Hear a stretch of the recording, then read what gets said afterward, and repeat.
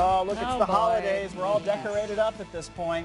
We're just 28 days now until the end of the year, so it is time to take a look at your year-end finances. And with us, our certified financial planner helper here, Brad Huffman. He's here to walk us through what we need to do. Brad is a certified planner with Future Finances Incorporated, and it's time for the year-end financial decisions, Brad, that a lot of people might not know about. Well, yeah, I mean, no, you do, but you forget. You're not thinking about this stuff. You know, you're doing your Black Friday, you're doing the shopping, you're doing the wrapping. Who wants to talk about money? I have to, because that's what I'm supposed to do. But there are a few things that you really should pay attention to, because it can be helpful and save you money. Okay, let's start with, a lot of people get confused about the flexible spending accounts we have at work. Use it or lose it. Yeah, and that's exactly right. Everybody, there's this new HSA, which has kind of come into the mix. Some people get a little confused.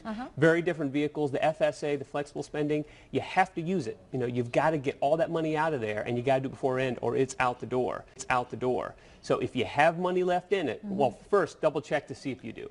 Make sure. But if you do, you know, maybe make a doctor's appointment, get your checkup done. You can use it for co-pays, you can use it for deductibles.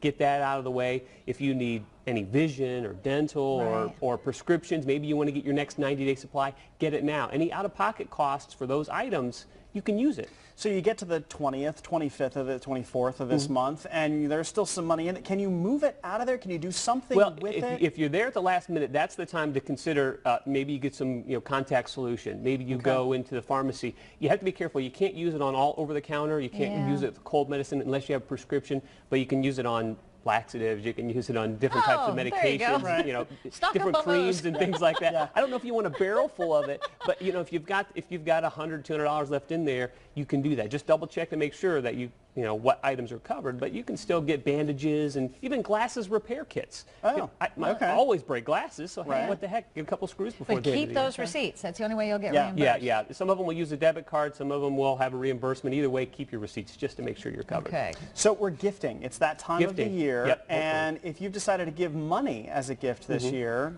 do it now. Yeah, exactly. If you're charitable inclined, which I hope all of us are, you know, here's a great opportunity. You can still make donations, still get that tax deduction, but also this has been a great year in the stock market. So maybe you have some stock that's done really well. You can actually donate that as well. You avoid paying taxes, capital gains tax, and the charity can too. So that's a great tool for a write-off. Exactly. Brilliant, Yeah. Brad. It's a little bit different now. You do have to make sure you itemize. If you don't itemize, you know, I still want you to be able to, you know, do charitable inclined activities, but you may not get as much bang for your buck on the tax side of the equation. So talk to your tax preparer, make sure you're good there.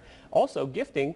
Now's a great time. Gift to family, gift to friends, actually anybody you want, if you're inclined to do so. Right now, at least in 13 anyway, you can give up to $14,000 to any one person. So my name is out there. No. But here's an opportunity if you have some estate planning goals and you want to help children or grandchildren. Here's your time to do it. You can, and then you can turn around and do it in January if you want. But here's the last opportunity in 13 to do that. And lastly, the year-end deadlines. What are important? Year-end deadline one is retirement contributions. If you're in a 401k, 403b, you still have time to do it. You can do it. Put $17,500 in if you're under 50. $23,000 this year if you're over 50. So do that. If you have 529 for your children in Ohio and you're Ohio saving resident, for college. Saving for college, you can take a $2,000 deduction on your income tax return. Oh wow! If you make that contribution before year end, and a real big one. This is a huge one for anybody 70 and a half or older. If you have a retirement account, primarily IRAs, you have to take a mandatory distribution before the end of the year. Why do they make them do that? They make them do that because Uncle Sam wants his money. He doesn't want to wait until you're dead. He wants it today.